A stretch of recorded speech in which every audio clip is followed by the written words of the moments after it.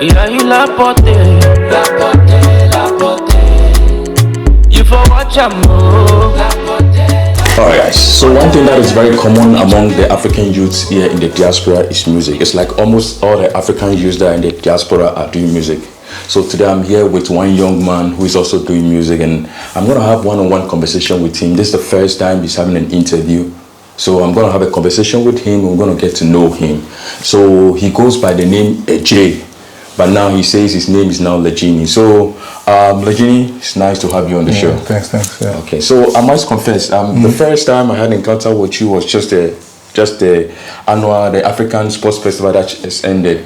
Yeah. And I must say, the first time I saw you, I was thinking, oh, maybe this guy is an athlete, or he does boxing or something like that. Was more based on the way you look. Yeah. But I don't know. So it was later that I saw you on stage performing, like, oh, so he's an artist. I'm like, okay, it would be good to have you on the Lapote YouTube channel so that at least we also get to know you. So you have the opportunity to clear the air and tell everybody what you do. But just before that, just tell us why the name AJ and why do you now decide to split from AJ to Legeny?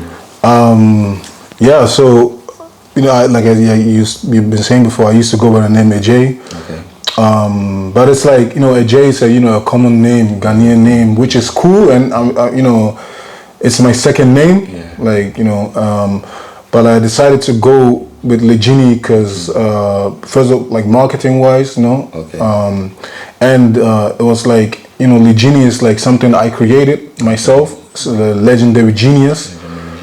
And I feel like I am a genius. I feel like I am a legend. Oh, okay. And I don't have to explain why now, but I think with time, people will get to know. People will get to know why, and I feel like that's what we're rolling with right now. Okay. Yeah. So that's, like I said, that's why we have interviews like this, so we get to know the reason why artists change their name, call their name, all sort of things and stuff like that. So so that's good. So AJ, I want to ask you, what made you decide to go into music in the first place? Because being born here in Germany with a whole lot of opportunities, you could have done any other thing else. So why music, and why did you decide to go into music? So music. First, I used to play soccer like most of the, most of the Ghanaians or most of the youth guys, what they do. Okay. So my initial goal, I actually wanted to be a soccer player. Oh, okay. But like at some point, I stopped playing soccer due to like knee injury and everything. Oh, okay. Later on, I figured out that it wasn't actually a knee injury; it was something else. But like it's also like a long story. Okay. And I was always this creative guy. I always had energy, and I always wanted to do something with my energy.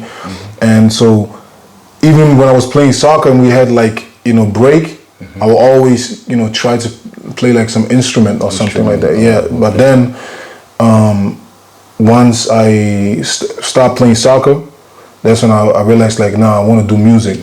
So I remember like the first day or the last day of the soccer of the team where we split it. It's when I also got like a guitar from a friend. I was like, okay, now I'm gonna start doing music. Okay, so speaking of the football that you say, how far did you go with the football? Did you take it international? Which team did you play for? I mean, international not, but like I think if I would have continued, it would be international. But it was called like B Regionalliga, C Regionalliga. I don't know how it's called in.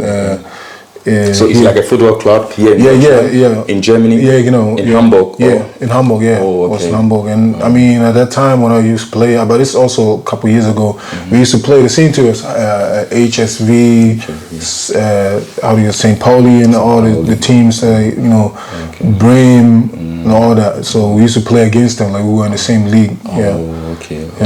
That's cool. So it's good to know the guy sitting here is multi-talented. He's not just a musician right now. He used to play ball once some time ago.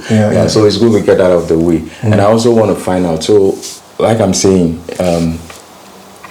in terms of music-wise,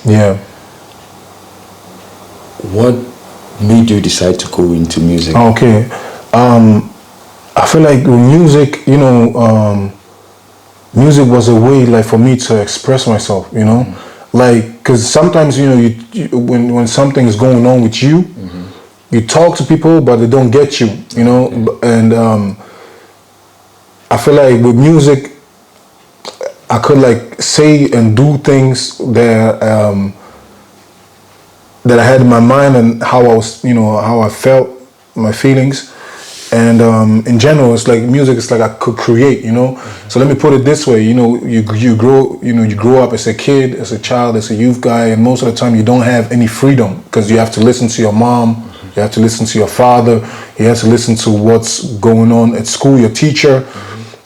And when you have time for yourself, you think you have to do what other people want you to do, So music was more of a way to express. Yeah, to be free. You know what I'm saying? So whenever I was doing music, it's like I don't have to like listen to someone. I don't have to do this because my mom says I have to do it. I don't have to do this because my father says I have to do it. I can just do it. I can just put the snare how I wanted to put it. I can put the bass. I can do the bass how I want to do it. Use this melody. So it's like it's more freedom. Freedom to express myself and to do whatever I feel like doing. So in other words, from what you said, it feels like you doing music was your way of trying to escape from certain things that you were going through while growing up. Yeah, most of the time. And I feel like music is also like a way where I was dealing with my trauma and everything that happened in childhood and stuff like that. Speaking of trauma, growing up here as an young black African guy, what was it like for you? That question, that's a loaded question. Lots of I would say, like, so when you're in Ghana, right, or when you're born somewhere else and you think, especially, I would say in Ghana, right, because I was born in Ghana, I wasn't born here. Oh, okay. So I was born in Ghana and I came to, Germany when I was 9 years. 9 years, okay. So people from there, they think like here it's like, it's better. But I would never say Germany is better than Ghana. Oh. I would just say Germany is different than Ghana. Okay. It's a different place. And so, you grow up not knowing the language, so you have difficulties first, outside or, and then, outside with people, communicating and stuff like that. And you grow up having parents who can't really speak the language. That means, every issues that surround school, they can't really help you with it. It's more like you're on your own anytime you come back from school. You're on your own. And so that, and then also you have like parents who are already stressed from like work and stuff, and life in general. Life. Also from moving from Ghana to Germany and everything. So, and sometimes that the stress that they have boils down to you, Exactly. So that's one thing. And then in general, it's also like, fitting in, try to fit in, because when I came to Germany, I was like, I'm this Ghana boy, it was Ghana boy. And even some Ghanaians from here would like call me this Ghana boy, and then it makes you, at some point you have the feeling like you want to hide your Ghanaian side or whatever, so you can be like a German dude. So those are all the kind of issues, and probably more about like those are the ones. So speaking about hiding your Ghanaian side, like I said, the first time too I saw you, I realized you were surrounded by some white guys. So you have to say right now that you get yourself more affiliated with white people than rolling with your kind. No, I wouldn't say that. I mean, of course, it's like, obviously, in Germany, right? So if you look at the ratio or like the size of like how many blacks and how many whites are here, it's different, I mean, if I'm in Ghana, I'll probably, it will be, how do you say it? There are more black people there, obviously, so it wouldn't, but like, with trying to hide your Ghanaian side, so I meant, sorry, let me say it again. Like hiding your Ghanaian side, what that meant was like, when you have like a certain accent, you have like a certain way you act and do things, and long time ago, a couple of years ago, now it's like, I think things are getting better, like there's this acceptance is getting more into it, but back then it was like, it was really more difficult, like, to go out there and be proud that you're Ghanaian, what I'm saying, and be proud of your Ghanaian ways and the things you do as a, Ghanaian, because we always thought like, no, we have to do it the Western way, Okay. You know, and that's why I really like the fact that Afrobeat's like really coming up, because now it's like, no, I can speak with having an accent. You know, I can. Everybody will take it to be cool. Yeah, you know, and yeah. So that's and even you know, to bring it back to the music too. And I met this guy who was helping me with the marketing, and we were talking about it, and he was like, you know, speak your normal English and with your Ghanaian accent or whatever you have. Don't try to hide it, because first of all, it's you, you know, and that's what makes people feel the culture more, you know. But before that, it was like we were all trying to like wanna be like you know, want to be Western or American and try to like sound like American and stuff like that, you know. So yeah. Okay. Yeah. With that said, I can tell you've really come a long way in terms of the music and the struggle and growing up, and it's good we get that out of the way. But Jay, I want to find out. So coming to Dutchland at the age of 9 years. Yeah. Talking about all the struggles, going to school, coming home to a parents who don't even understand the language very well, they have their own stress, pulling it down on you. Will you say to some extent that affected your education? So that's what I didn't understand. Will you say to some extent the stress that you get from going to school and coming back, and your parents also putting that stress on you? Yeah. How did that in any way affect your education? Oh yeah, I mean it affected a lot of things, because first of all, and that's the thing, man, you in a school, right, you are this guy who like teachers, you always have issues with the teachers because you're not doing your homework. You're not in classroom, you can't even sit still, you can't focus and stuff like that. And how am I supposed to focus at school if I have like so much going on at home? It's so much stress and stuff like that, you know. So I mean, you know, to be able to concentrate, to be focused, I'll just look around and see all these white friends like really focusing, like, and I'll be sitting there and my mind is like almost exploding, you know. So that's that. And then it's like, you know, like we said earlier, you have to figure everything out on your own.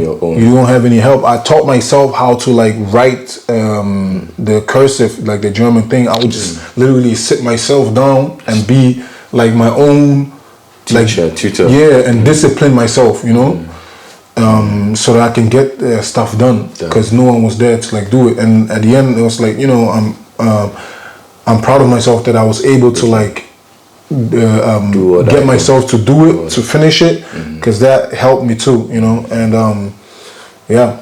Okay. All right, guys. So like I said, this is Labote YouTube channel. I'm here with Legeny, the legendary genius. He's an African musician.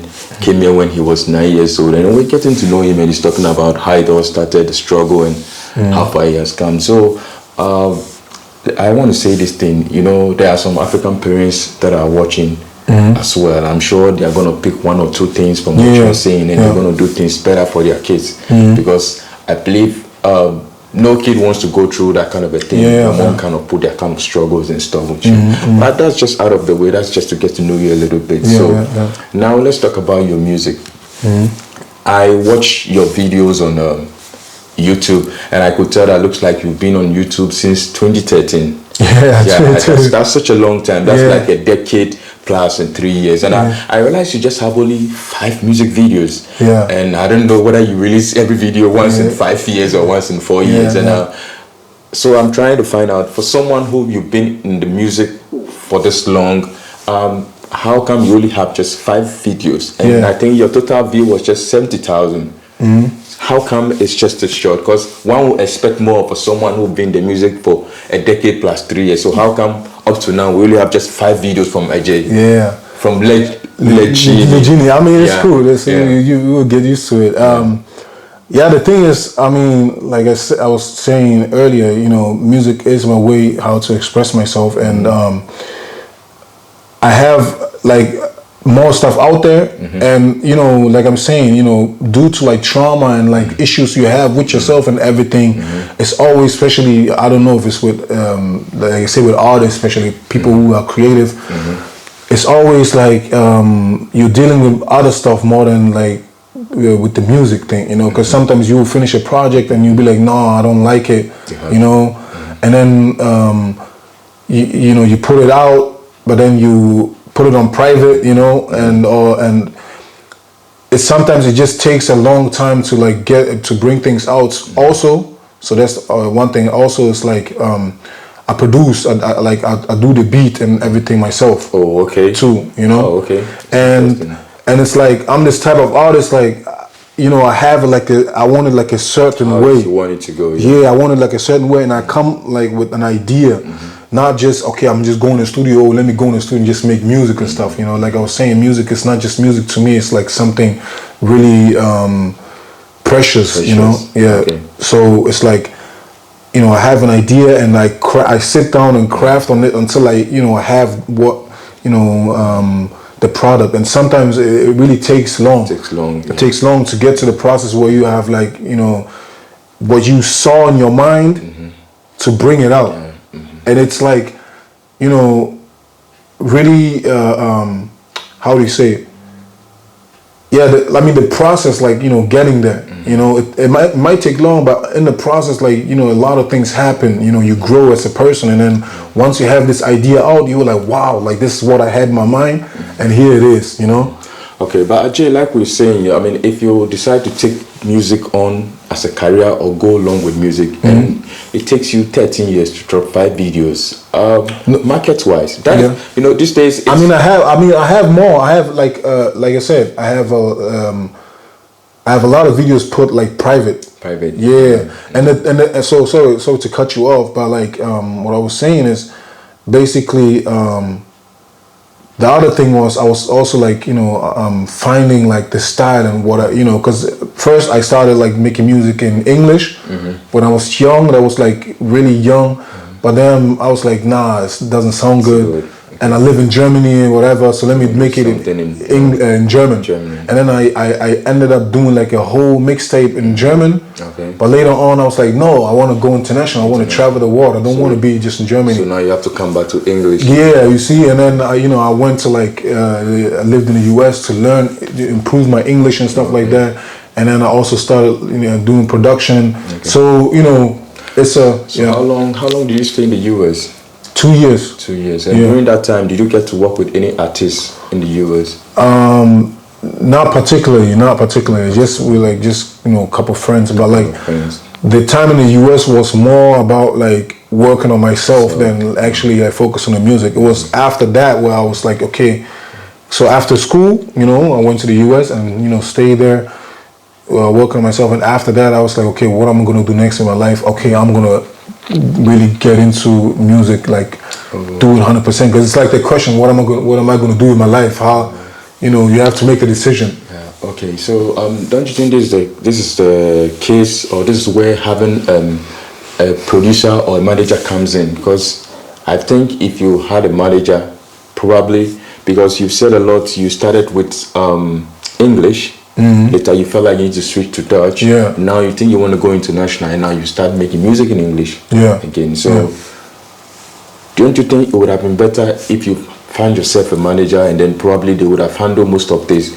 Because starting from here, switching, and then coming back to what you were doing originally again, I think that's the whole time there that was just wasted, or let me say go down the drain. What do you think about that? I mean, probably right, but I wouldn't always, I think I wouldn't say wasted, because it's always a learning experience, you know, and it's like, you're right, it's definitely good to have a manager, and thankfully I have a manager now. Okay. But it's like, before that, it's like people don't, like they don't see, you know, no, let me put it this way. Most of the time what people need is someone to just listen. You know what I'm saying? Like, to just listen. Don't try to like tell me something or whatever, do that. Just listen to what I have, like the idea and what I'm trying to do.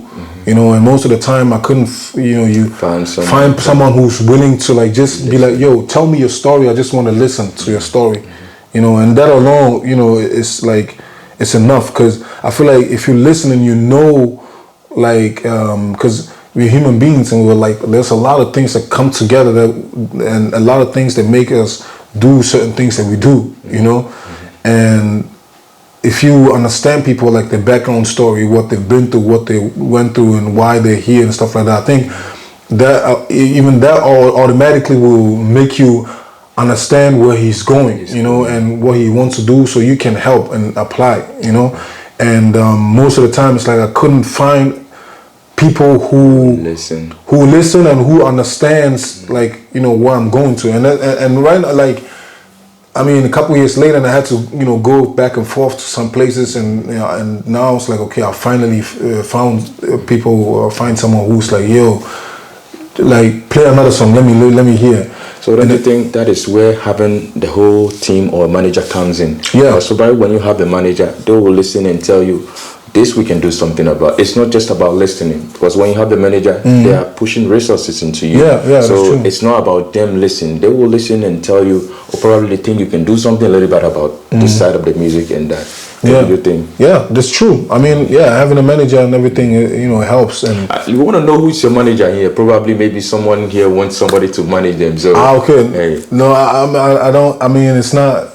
You don't want someone to know the management people that are managing your books. No. All right. Well, that shouldn't be a secret, but I don't know why you don't want to put it out there. But it's so good. It's good we have that out of the way. So now I want to talk. You have this song down YouTube that you were saying something about Frankie. And we keep calling this Frankie. It looks like Frankie did something that was not good. Okay, yeah. Tell us, what was the process? What went into that video? What went into that? Was like what it's all about? So that was actually like one of, like, I think it was my first song that I made it. I released with video, with a video. And yeah, I did it like back in and that actually is funny that you're talking about it, because that one was actually kind of like my first hit. You say. Okay, yeah, I see. You had a lot of views on it. Yeah, for like the area that I was in the school thing, you know.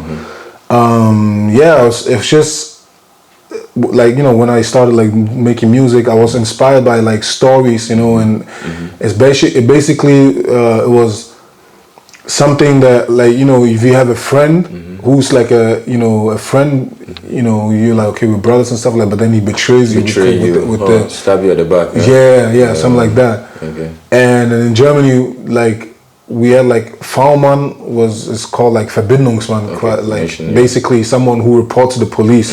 So and us with the youth at that time, we would just make like when someone does something like that, we would call him like a V-man. Okay. Yeah, like a backstabber or whatever. Backstabber, yeah. Okay. Yeah. So and we, you know, I had a situation that happened to me with someone I thought was close, and I started like talking with my girl, and then I had a situation with other people telling me stories and everything, and you know, that's what I was saying, like my experience from the environment and life and everything, it all adds up organically in a song, you know.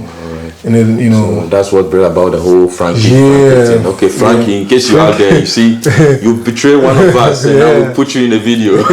yeah. All right. So I'm speaking of which, so I want to find out, what's the biggest stage you've ever mounted? The biggest stage what's the what in terms of performing, like how many audience what's the largest number you performed to in terms of audience, like a crowd? What's the largest crowd you ever performed to? Largest crowd. Or what's the biggest show too that you think you've ever been on? So I have to think about it right now, because probably like, was it when, I mean, as for now, I haven't have like so many big shows for now. Yeah, but I think was it in the Hip Hop Academy? Yeah, but, you know, Hip Hop Academy, I think probably like 300 people or something like that. Yeah. Academy. Okay. I'm asking all this because for someone, once you say you are doing music, and people expect that probably you would have gone far with it, done a lot, and so this is where you now have to assess yourself whether is music really your thing. Yeah. Because people were like, okay, everybody can say they do music. But the fact is, how far are they going with it? How is it going? Like, because for something that you are doing for a period of 13 years, probably you're able to say, oh, this is my success in it. I have done this much in it. And then you know, okay, this is working, or this is how I need to do. And that is why we ask and I find out. And I mean, like I said, I feel like right now it's my time. Right now it's your time. Yeah, right now it's my time. And even though I've been doing it for a long time, it's always like, you know, the times up and down. And I feel like the other thing was why everything took so long was I was also on like finding my own sound. Okay. You know, and it's like as you're saying, we all, you know, everybody can say they make music, you know, but like not everyone is like, okay, I'm looking for my own sound and everything. So I feel like that too, you know, it took me a long time to like realize, oh, okay, this is how I wanna, you know, go. This is how I wanna go. This is the style I wanna go. This is the, you know, so yeah. Oh, okay. I would say like, you know, it was like the 10 years was like learning, you know, when people say like put in like 10,000 hours and stuff like that. That's what you could say, like I put in 10,000 hours. And even though I have to admit, like, okay, as far I've came far in like in growth wise, but I feel like now it's my time where the shows are coming, you know, where everything is coming that I've, you know, worked for all the past 10 years. Okay. All right, guys. So like I said, we are still on Lapote YouTube channel. I'm here with the legendary, right? Yeah, legendary genius. Yeah. Legendary genius. Yeah, and he's put in a lot in his music career. Started 13 years ago. So far, his biggest stage or crowd he's performed to is 300, right? Yeah. But yes, he said now that all the effort that he has put into it is now that big things are coming. Yeah, so watch out for big things. Yeah, and then people will be like, oh, it's overnight success or something. You know, once things happen, they'll be like overnight, but they don't. You know, like as you were saying, like all these years, right? Okay, so watch out for big things. So I want to ask you, did you study anything music, or have you taken your time to learn anything on music? Yeah. So basically, I didn't, like I said, after school, I didn't go to like university or something like that. You know, I mean, I tried, but like I realized like it didn't work out. Yeah. And I figured like I made like I said, after the US, I made a plan for myself to be like, okay, first, I don't know if you read the book Mastery, like how you master a craft, and there's a book called Mastery, whatever. So it was like, okay, the first year you study the game, like you just take your time, and you know. So I was like, I would be like, you know, after school, right? I took time on my own to study the music game, you know, to listen to, okay, why is this artist like that? Why, you know, why does he sound like that? And what makes this guy exceptional from that one? Why is Bob Marley like long time gone, but his music's still alive? And then, you know, all the stuff. So first of all, it was like studying the game. And then after you study the game, you start like putting in the work. You just, you know, try to like, you know, you go in the lab and you work on it, you know. And then after that, so like, you know, like you break it down. It's like with a machine or whatever, and you break it down and you build it back together. Now you know how it works, you know. And then after that, you start bringing your own style, and that's what I was saying, right? That's right now. It's like I feel like, okay, yeah, I you know, I know my style now. I know how I want to roll. I also know the name that I want to go with, and everything, and the sound that I want to go with. It's like, you know. So it means now you've done your homework. Yeah, yeah. All right. So now let me ask you. So how will you classify your music? Under what genre is your music? What kind of music would you say you do right now? So the music, the type of music that I do, I call it drap. Drap, yeah. Drap music. So it's like drill, rap, Afrobeats, and piano. A mixture of all of them. Yeah. All right. Which is, because it's like, it's what I'm influenced by.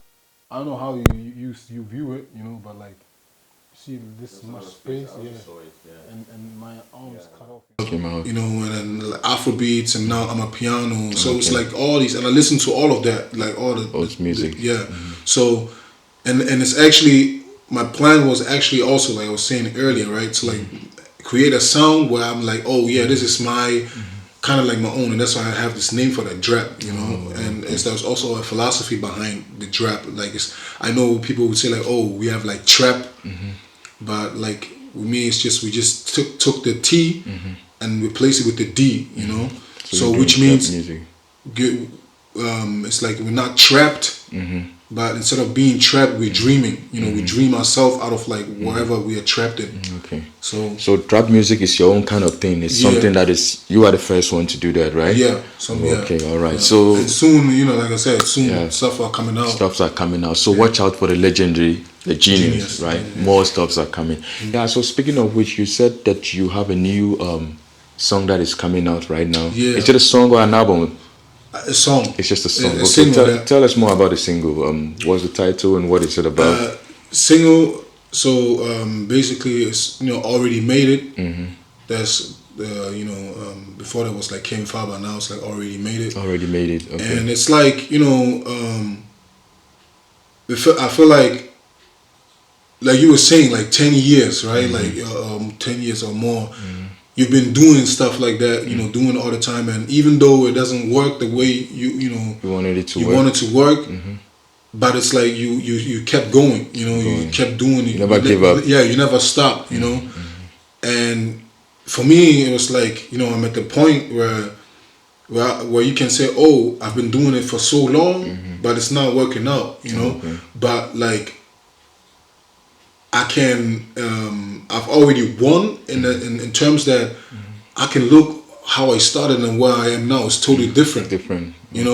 It's totally, and I'm also a different person than when I started the music thing. So it's like, okay, and if you think about like what I've been through and everything that happened and all of that, and especially with Corona and everything, that I'm still here and I can still stand and be like, yo, I'm breathing, I'm alive, I'm still doing my music, I'm still working on my craft.